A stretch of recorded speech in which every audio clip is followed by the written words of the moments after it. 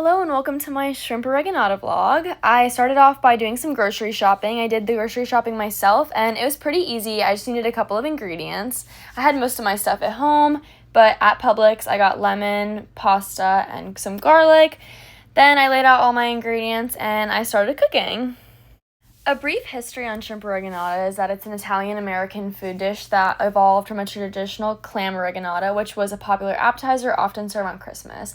I chose this recipe because a friend of my mother's, who was my grandmother before she passed away, my honorary grandmother, was an Italian-American, and she gave us a lot of recipes, so I chose this dish kind of to honor her, and it was something that I knew my family would enjoy because we all love seafood and we all really love pasta.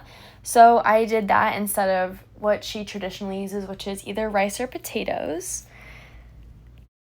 Obviously, shrimp oreganata has a tie to my host country because that's where it originated from. It was originally an Italian dish.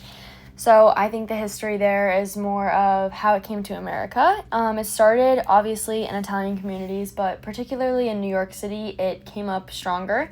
Probably because there was a lot of Italians who moved from Italy to New York. That's where a lot of them originated. I think it's super important that a lot of dishes were brought over from other countries to America because that's where we get a lot of our diversity from. Obviously, we have our American food and our American culture, but we also have so many different dishes from so many different countries, and I think the diversity here is super important. So to begin my cooking process, I started with prepping. I cut up my lemons, I juiced them, I cut up my garlic, finally chopped that up as small as I could get it. I had to ask my dad a couple of times to make sure it was small enough. I filled up my pot for my pasta and then I heavily salted it. Then I coated my shrimp in some flour and made sure that was all prepped, and then I started my cooking process. To begin my cooking process, I added my ingredients to the pan, which included olive oil, garlic, oregano, salt, pepper, all my seasonings. Then once that started to cook, I could start to smell the garlic. I added in my shrimp to the pan and I let that cook for a little bit. I made sure to flip the shrimp over so both sides would get brown, and then I added some white wine to keep cooking.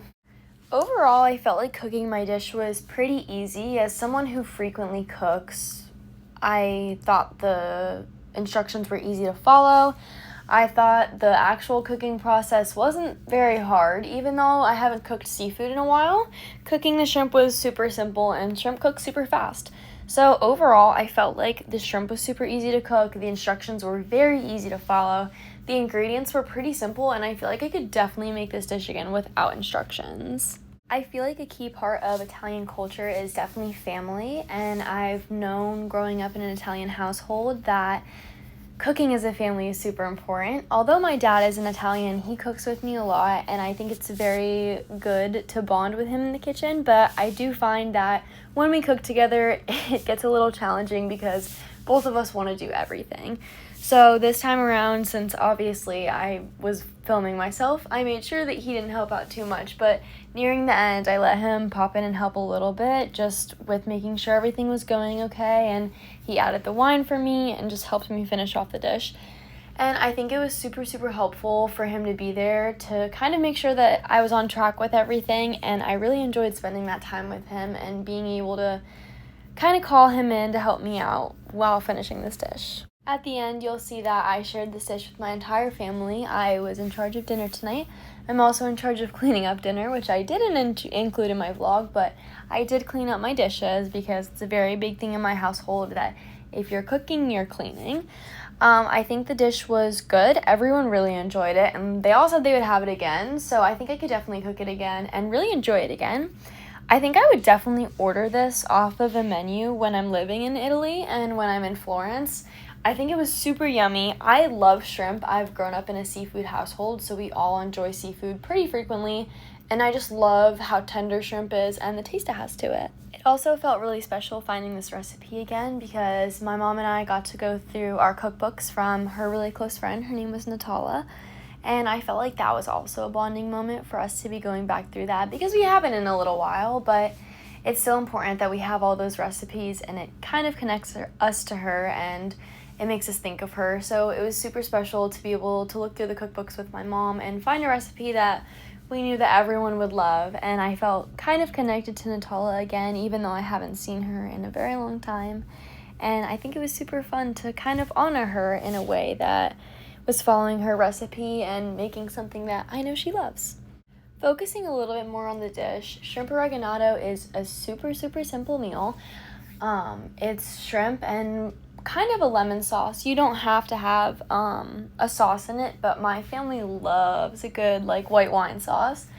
It was super light. It was so tasty, and I really, really enjoyed it. I know that different recipes kind of call for different levels of thickness and different coating on the shrimp, but I found that her recipe was definitely one that I loved, and it was really good. We all had seconds. I think that if I made the dish again, I would make a thinner sauce and coat the shrimp differently, maybe with breadcrumbs this time, just kind of for an added flavor and an added texture to the meal.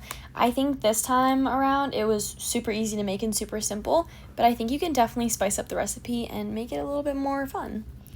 If I repeated this recipe, I would also love to make fresh pasta as well as homemade bread. I think fresh pasta is so good, even though I haven't had it in a very, very long time. I know store-bought pasta is kind of cheating, but making homemade pasta tonight wasn't really in the cards with everything we had going on at home. I think homemade pasta would have really been the icing on the cake of this dish, though, and I think it would have made it that much fresher. I think I would definitely enjoy eating this in my host country because I do think it would be way fresher, just because the ingredients in Italy are so much better and the food is kind of made better. I think making it at home is obviously so much fun, and I had a great time making it with my family and just being in the house and knowing where all of my equipment is. But I think it's super amazing to try things in new places, and I think this will definitely be a meal I order abroad.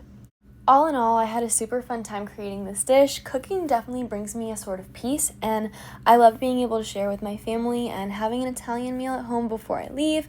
I think it's super important to have some time with your family, especially eating family dinner, so this was a great experience.